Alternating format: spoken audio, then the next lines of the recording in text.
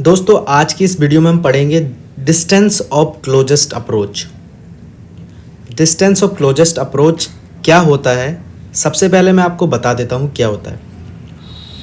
जैसे कि दोस्तों हम जानते हैं कि रदरफोर्ड ने एक्सपेरिमेंट किया था गोल्ड फॉइल पे, ठीक है। उन्होंने न्यूक्लियस पे अल्फ़ा पार्टिकल्स की बॉम्बार्डिंग कराई थी, ठीक है। तो उनमें से कुछ जो अल्फ़ा पार्टिकल थे वो अपने पाथ को इस तरह से डेविएट हो गए थे अपने पाथ से, कुछ इस तरह से, जिससे ये पता चला था कि जो एटम का जो ज़्यादातर पोर्शन है वो होलो है, ठीक है। और कुछ यानी कि 20,000 में से कुछ एक अल्फ़ा पार्टिकल अपने पाथ को रिट्रेस हो गया था इस पॉइंट से। मान लो इस पॉइंट से हुआ हो तो वो इस तरह से रिट्रेस हो गया था 180 डिग्री एंगल पे, ठीक है। तो माना कि इस पॉइंट से वो रिट्रेस हुआ था, इस पॉइंट से लेकर और इस न्यूक्लियस के सेंटर तक की जो डिस्टेंस है उसी को हम बोलते हैं distance of closest approach. I hope ये आपको पता चल गया होगा। और आज की इस वीडियो में हम इसी डिस्टेंस को यहाँ से इस पॉइंट से इस यहाँ तक की डिस्टेंस को हम R नोट से रिप्रेजेंट करते हैं और इसी को हम डिस्टेंस ऑफ क्लोजेस्ट अप्रोच कह रहे हैं। और इसी की वैल्यू हमें इस वीडियो में फाइंड आउट करनी है। तो वो कैसे करेंगे, सबसे पहले मैं आपको बेसिक चीज़ बता देता हूँ कि देखिए, माना कि ये एक सोर्स है, मैंने यहाँ पे गन टाइप की बना रखी है, लेकिन ये अल्फ़ा पार्टिकल का सोर्स है जहाँ से वो निकल रहा है, ठीक है, जहाँ से वो बॉम्बार्डिंग कराया जा रहा है इस न्यूक्लियस पे, ठीक है। तो हमें पता है कि अल्फ़ा पार्टिकल पे जो चार्ज होता है वो 2e होता है, ठीक है, क्योंकि न्यूक्लियस किसका बना होता है, प्रोटॉन प्लस न्यूट्रॉन का, तो उस पर भी चार्ज कितना होगा 2e के बराबर, ठीक है।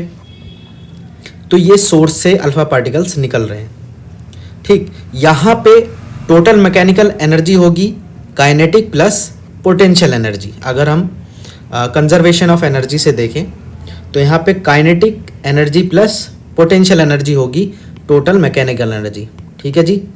और यहाँ पे जब वो रुक जाएगा तो यहाँ पे भी कंजर्वेशन ऑफ एनर्जी ला यहाँ पे वैलिड होना चाहिए। तो यहाँ पे भी मैकेनिकल एनर्जी कितनी होगी, काइनेटिक प्लस पोटेंशियल।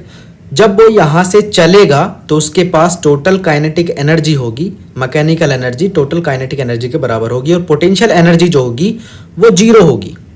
और यहाँ पे भी जब वो रुक जाएगा तो यहाँ पे जब रुकने के बाद यानी b वेलोसिटी वो चल रहा होगा तो वो 0 हो जाएगी रुकने के बाद, तो यहाँ पे काइनेटिक एनर्जी 0 हो जाएगी और पोटेंशियल एनर्जी PE के बराबर बचेगी।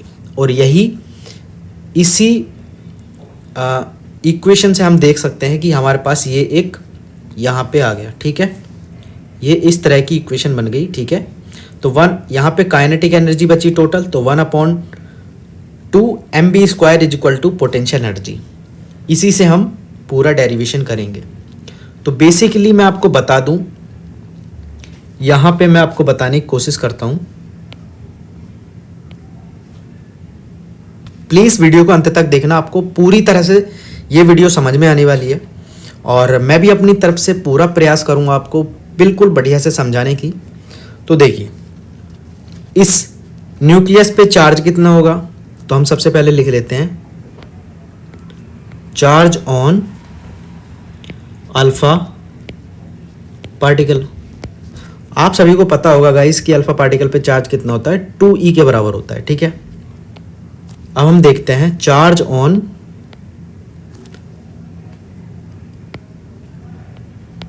Total charge on nucleus. तो देखो, सबसे पहले मैं आपको बताता हूं एटॉमिक नंबर क्या होता है, कलर दूसरा ले लेते हैं। एटॉमिक नंबर क्या होता है, जितना प्रोटॉन की संख्या होती है नंबर ऑफ प्रोटॉन के बराबर, नंबर ऑफ प्रोटॉन के बराबर। और किसी भी एटम में नंबर ऑफ प्रोटॉन कितने होते हैं नंबर ऑफ इलेक्ट्रॉन के बराबर, ठीक है जी। इसका मतलब अगर हम एटॉमिक नंबर को Z से रिप्रेजेंट करते हैं तो उस पर टोटल चार्ज कितना होगा, जितने नंबर ऑफ प्रोटॉन होंगे इनटू जितना एक इलेक्ट्रॉन पे चार्ज होगा, यानी कि Z इंटू ई के बराबर। यानी कि जितने उसमें प्रोटॉन की संख्या होगी। देखो मैंने बताया आपको कि एटॉमिक नंबर किसके बराबर होता है, नंबर ऑफ प्रोटॉन के, और नंबर ऑफ प्रोटॉन किसके बराबर होता है, इलेक्ट्रॉन के। तो हम प्रोटॉन को हम नंबर ऑफ एटॉमिक नंबर के बराबर लिख सकते हैं, बिल्कुल लिख सकते हैं। और जेड यानी कि जितने नंबर ऑफ प्रोटॉन है और एक इलेक्ट्रॉन पे जितना चार्ज है, यानी कि चार्ज कितना है यहाँ पे, अगर हम इलेक्ट्रॉन पे एक चार्ज पे अगर हम एक इलेक्ट्रॉन पे चार्ज देखें तो वो कितना होता है 1.6 इंटू 10 की पावर -19 होता है कोलाम। सॉरी दोबारा से लिख देता हूँ मैं, 1.6 इंटू 10 की पावर -19 कोलाम होता है। ठीक है, तो हमें पता चला कि टोटल नंबर ऑफ चार्ज, वो टोटल चार्ज कितना हुआ, टोटल चार्ज न्यूक्लियस पे कितना हुआ, ZE के बराबर। ये बात ध्यान ना करना, ठीक है। अब हम क्या देखते हैं, अब हम इस पोटेंशियल एनर्जी की वैल्यू निकालेंगे। तो दोस्तों अब मैं आपको बताने वाला हूं कि इस पोटेंशियल एनर्जी को हम कैसे लिख सकते हैं। तो हम जानते हैं, वी नो कि पोटेंशियल बराबर क्या होता है, W/Q होता है कि नहीं होता है, बिल्कुल होता है। अगर हम इस W को लिखें तो V.Q लिख सकते हैं कि नहीं लिख सकते हैं, बिल्कुल लिख सकते हैं। और हम इसे क्या लिख सकते हैं, इसे एनर्जी लिख सकते हैं। और एनर्जी को हम क्या लिख सकते हैं, पोटेंशियल एनर्जी लिख सकते हैं। तो इसी हमें निकालना है, इसी फंडे से हमें ये निकालना है। तो हमें न्यूक्लियस पे चार्ज पता है, पोटेंशियल अगर हम देखें तो कैसे लिख सकते हैं, इस पोटेंशियल एनर्जी को हम क्या लिख सकते हैं, V.Q लिख सकते हैं। तो इस पोटेंशियल की वैल्यू क्या होगी, सबसे पहले हम वो देखते हैं। अगर हम पोटेंशियल देखें तो वो होगी KQ/R के बराबर। और इस R की वैल्यू जो है वो ये है, इस R की वैल्यू ये R0 के बराबर है, ठीक है। तो हम अगर लिखें तो V बराबर KQ/R0। और हम इसे अगर K की वैल्यू अगर पुट करें तो K की वैल्यू तो आपको पता ही है कि 1/4 पाई ε0 Q इंटू R0, ठीक है। Q/R0 लिख सकते हैं, ठीक है। तो हमें पता चल गया B बराबर क्या हो गया, Q/4 पाई ε0 R0, ठीक है। ये वैल्यू आ गई हमारी V की। अब हमें पोटेंशियल की वैल्यू निकालनी है। तो पोटेंशियल बराबर क्या आ गया, Q/4 पाई ε0 R0 इंटू Q। देखिए ये वाला Q जो है गाइस, ये न्यूक्लियस पे चार्ज है, ये न्यूक्लियस पे चार्ज है, चार्ज ऑन न्यूक्लियस, ठीक। और ये है चार्ज ऑन अल्फा पार्टिकल। ध्यान रखिएगा, मैंने आपको बता दिया है पहले ही कि कहाँ कहाँ चार्ज कौन सा रखना है। तो हम इसी तरीके से अब क्या निकालेंगे, पोटेंशियल एनर्जी। तो अगर हम चार्ज ऑन न्यूक्लियस देखें तो कितना आया था हमारा, ZE के बराबर। तो ZE/4 पाई ε0 R0। और इस Q की वैल्यू रखें, यानी चार्ज ऑन अल्फा पार्टिकल कितने होती है, 2E के बराबर। तो हमें सीधा सीधा ये पता चल गया कि पोटेंशियल एनर्जी हमारी कितनी आई, ये आ गई, ठीक है। अब हम इस पोटेंशियल एनर्जी को यहाँ पुट कर देंगे इस इक्वेशन में। तो अब ये क्या आ जाएगा, मैं इस इक्वेशन को यहाँ से कॉपी करता हूँ और फिर आपको बताता हूँ, ठीक है जी। यहाँ पे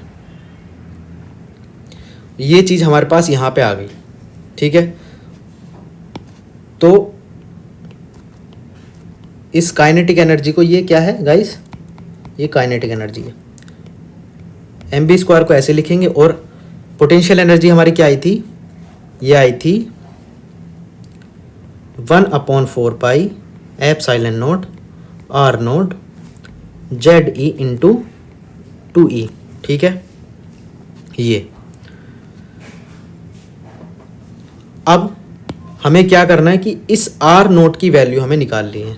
और ये R0 क्या है, ये R0 ही है डिस्टेंस ऑफ क्लोजेस्ट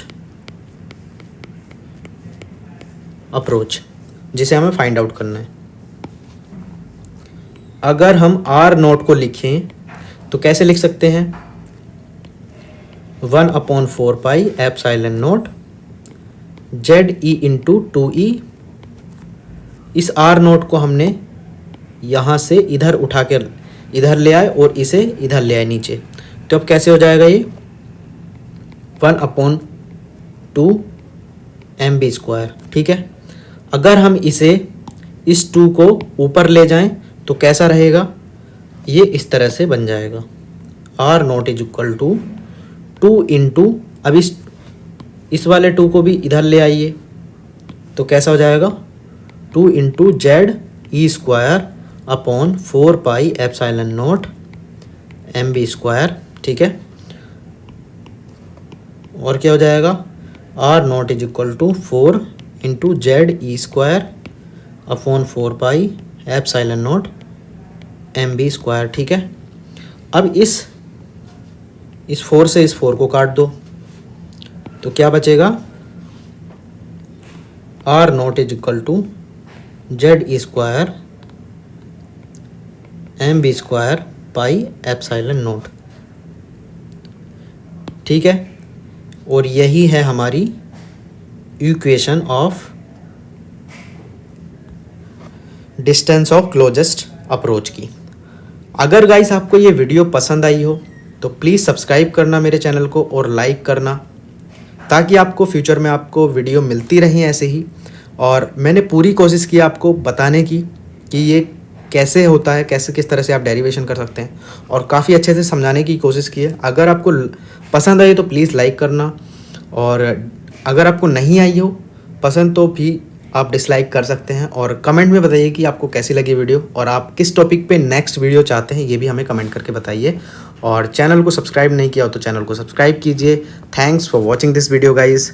चलिए मिलते हैं नेक्स्ट।